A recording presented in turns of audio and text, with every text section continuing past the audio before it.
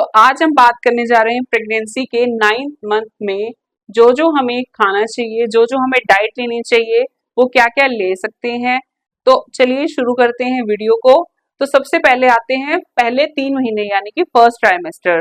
तो उसमें आपको बिल्कुल लाइट वेट ही खाना है, बहुत ज्यादा ऑयली फूड नहीं खाना, फास्ट फूड बिल्कुल नहीं खाना। ऑयली चीजें जैसे कि घी से ज्यादा तली हुई चीजें या फिर बाहर का कुछ भी फास्ट फूड आप ले आए, आपका दिल करता है, हाँ हफ्ते में या 10 दिन में एक बार आप खा सकते हैं। उससे ज्यादा आपको नहीं खाना है, क्योंकि इससे क्या है, आपको जो है एसिडिटी होगी और गैस्ट्राइटिस हो सकता है, यानी कि आपको तेजाब बनेगा या फिर अपारा आ सकता है। तो आपको जो है वॉमिटिंग की प्रॉब्लम ज्यादा रहेगी, क्योंकि जो फर्स्ट 3 मंथ्स में वॉमिटिंग की जो प्रॉब्लम रहती है वो मोस्टली सभी लेडीज में रहती है। किसी को कम रहती है, किसी को ज्यादा, किसी को बहुत ज्यादा रहती है, यहाँ तक कि हॉस्पिटल में एडमिट तक होना पड़ जाता है। तो आप इन चीजों को अवॉइड करें, सो दैट आपको ये चीजें जो है आगे चल के दिक्कत ना दे। तो आपको ये ध्यान रखना है कि आप सुबह क्या ले रहे हैं, ज्यादा हैवी तो नहीं ले रहे। अगर आपका दिल है, अगर आपको कोई दिक्कत नहीं है, तो आप नॉर्मल पराठा या जो भी आपको अच्छा लगता है सुबह उठ के खाना आप ले सकते हैं। आपको ये ध्यान रखना है कि क्या जो चीजें हैं जो आपको ट्रिगर्ड करती हैं, आपको जो जी मितलाना जिसको बोल देते हैं, आपको वो दिक्कत होती है, या फिर आपको जो है वोमिटिंग आती है, तो वो चीजें आपको नॉर्मल सी बात है अवॉइड करनी है।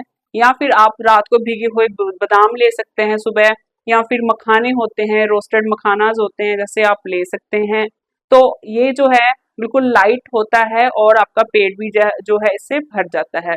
उसके बाद आता है लंच का टाइम। उससे पहले आप फ्रूट्स ले सकते हैं, बहुत सारे फ्रूट्स हैं। जैसे आपको ये ध्यान में रखना है कि आप जो है फ्रूट्स का जो है जूस ना लेके डायरेक्ट फ्रूट्स लें तो ज्यादा बेटर रहेगा, या फिर आपको 2 या 3 फ्रूट्स लेके उनकी स्मूदी बना लेनी है, ब्लेंडर में ब्लेंड करके, या फिर मिक्सर जार जो होता है उसमें मिक्स करके उसकी स्मूदी बना के पी लें तो वो ज्यादा बेटर रहेगा। क्योंकि जो जूस होता है उसमें जो है सुक्रोज और फ्रक्टोज ही रह जाता है, फाइबर तो सारा निकल जाता है। तो आपको क्या है, स्मूदी बना के पीनी है, सो दैट उस जो फ्रूट्स का जो फाइबर्स होते हैं वो आपकी बॉडी में जाएं, और आपको जो है अच्छा जो इंटेक लेना है फ्रूट्स का, वो आपको न्यूट्रिएंट्स जो है आपको बॉडी को प्रॉपर मिल सके। तो उसके बाद आती है बात कॉन्स्टिपेशन की। अगर आप कम खा रहे हैं तो ये फ्रूट्स का जो फाइबर है ये आपको अच्छे से जो भोजन है आपका पचेगा, आपका जो स्टूल होगा वो सॉफ्ट आएगा और आपको कॉन्स्टिपेशन भी नहीं रहेगी। तो सबसे मेन बात आती है पानी की। पानी का इंटेक आपको बहुत ज्यादा रखना है।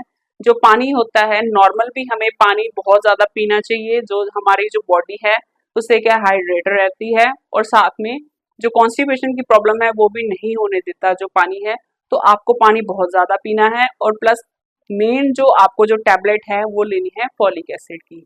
आपकी जो डॉक्टर है, आप सबसे पहले जब विजिट करने जाएंगे आपके टेस्ट होंगे कुछ, जैसे कि आपको कहीं थायराइड तो नहीं है, आपकी ब्लड शुगर टेस्ट की जाएगी कि शुगर वगैरह तो नहीं है, या फिर आपका जो HB होता है वो टेस्ट किया जाएगा कि खून की कमी तो नहीं है, सो दैट आपको डिलीवरी के आते आते, डिलीवरी का टाइम आते आते जो खून की कमी है वो पूरी कर सकें। और आपकी अल्ट्रासाउंड की जाती है कि जो प्रेगनेंसी है, जितने आपकी डेट जो लास्ट डेट है मेंसेस की, उसके अकॉर्डिंग आपकी जो यूट्रस की ग्रोथ है, बच्चे की ग्रोथ है, वह वैसी चल रही है या नहीं चल रही। तो आपको जो है खाने में फ्रूट्स, मखाने ऐड करने हैं, दूध ऐड करना है, पानी ज्यादा से ज्यादा, फ्रूट्स लेने हैं। अगर आपका जी मितलाता है यानी कि आपको घबराहट रहती है, तो आपको चाय बिल्कुल ही नहीं पीनी है, और ऑयली फूड नहीं खाना है, फास्ट फूड नहीं खाना है। घर का बना हुआ खाना आप ले सकते हैं, आपको जो दिल करता है, आप जो आपको अच्छा लगता है आप ले सकते हैं। अगर आपको फोर्सफुली खिलाया जा रहा है कि घी खाओ, बहुत ज्यादा खाओ, अगर आपका मन नहीं है तो आप मत खाएं। इससे क्या है, आपको वोमिटिंग की प्रॉब्लम हो सकती है, और साथ में क्या है, BP की बढ़ने की दिक्कत भी आ सकती है। उसके बाद आता है सेकेंड एंड थर्ड ट्राइमेस्टर। जो सेकेंड एंड थर्ड ट्राइमेस्टर होता है वो क्या है, उसमें आपको कैल्शियम और आयरन का इंटेक बहुत ज्यादा करना होता है, क्योंकि इसमें जो है बच्चा प्रॉपर ग्रो करने लग जाता है, बच्चे की जो हड्डियां हैं वो बनने लग जाती हैं।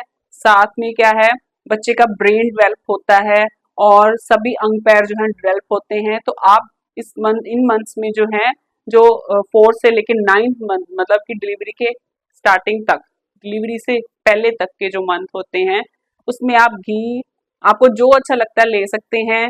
जितना आपको घी अच्छा लगता है, जैसे दाल में डाल के खा लें या रोटी पे लगा के अच्छे से खा सकते हैं, मक्खन खा सकते हैं, आपको जो दिल में आता है आप कर सकते हैं। ये जरूर ध्यान रखना है कि स्टार्टिंग के जो सेकेंड ट्राइमेस्टर के स्टार्टिंग के जो मंथ्स होते हैं आपको वेट लिफ्टिंग नहीं करनी है, ज्यादा जंपिंग वगैरह नहीं करनी है। और आपको जो खाने में जो सुबह नाश्ता है जो आप ले सकते हैं, जैसे कि चीला ले लिया, बेसन का चीला ले लिया, सूजी का चीला ले लिया, या फिर डोसा ले लिया, सिंपल डोसा ले लिया, तो आप वो ले सकते हैं। नहीं तो आप चाय के साथ रस या दूध के साथ रस ले सकते हैं। उसके बाद आप जो, जैसे कि मैंने पहले ही बताया आपको कि मखाने जो होते हैं, रोस्टेड मखाना आप ले सकते हैं। जो कैल्शियम का इंटेक है, जो कैल्शियम की गोली आती है, अगर आप नहीं ले सकते हैं तो आपको दूध का इंटेक अच्छा रखना होगा। रोज 2 से 3 गिलास तो कम से कम आपको दूध लेना ही है, वरना आप टैबलेट ना लेना भूलें, क्योंकि जो आपका जो कैल्शियम है वो आपका बेबी है, वो आपका कैल्शियम लेता है आपकी बॉडी से। आपको अब कमी महसूस नहीं होगी कैल्शियम की, बट जैसे जैसे आप 30 क्रॉस करते जाएंगे, 30 ईयर्स क्रॉस करेंगे, आपको जो है कमजोरी महसूस होगी। तो आप जो है प्रेगनेंसी के दौरान कैल्शियम का इंटेक अच्छा रखें। अब बात आती है आयरन की।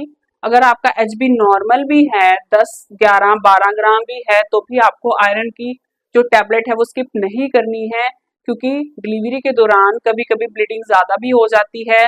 नॉर्मल 500 ml तक का जो नॉर्मल डिलीवरी में है, जो ब्लड लॉस होता है, फ्लूइड लॉस होता है, वो 500 ml तक चला जाता है, तो वो नॉर्मल है। तो आपको जो इंटेक है अपने खाने पीने का और आयरन की टैबलेट्स का, वो नॉर्मल रखना है। जैसे आप डॉक्टर आपको सलाह देता है आपको वैसे ही लेनी है। वरना क्या है, अगर आपका एचबी नहीं भी बढ़ता है तो आपको आयरन के इंजेक्शन देने पड़ सकते हैं। नहीं, और उसके बाद भी वो नहीं बढ़ता है तो आपको जो है एक जिसको हम बोल देते हैं कि खून चढ़ाना, तो आपको वो भी चढ़ाना पड़ सकता है इन केस अगर आपका एचबी है वो नहीं बढ़ रहा है टैबलेट्स एंड आयरन के इंजेक्शन से।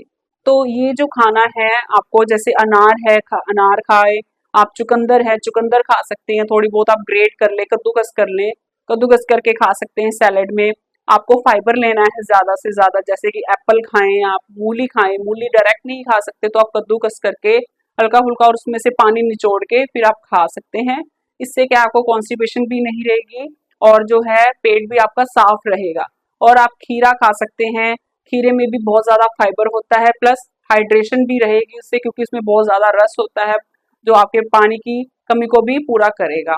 तो आप ये चीजें ले सकती हैं। अगर आप खा सकते हैं रोटी के साथ तो आप थोड़ा बहुत गुड़ खाएं। गुड़ जो है आयरन का अच्छा सोर्स माना गया, तो आप गुड़ ले सकते हैं। तो ये सारी चीजें हैं जो 9th मंथ तक आप ले सकते हैं। और 9th मंथ के स्टार्ट होते ही आपको, मतलब ये नहीं है कि आपको बेड रेस्ट करना है, आप जितना काम कर सकते हैं आप काम करें, जितना आप वॉक कर सकते हैं वॉक करें। आपका जो ब्लड टेस्ट रूटीन जो भी है, जो भी आपका जो डॉक्टर गायनी है आपकी, वो आपको जो रिकमेंड करती हैं आप उसको मिस ना करें, सो दैट डिलीवरी के टाइम आपको दिक्कत ना आए।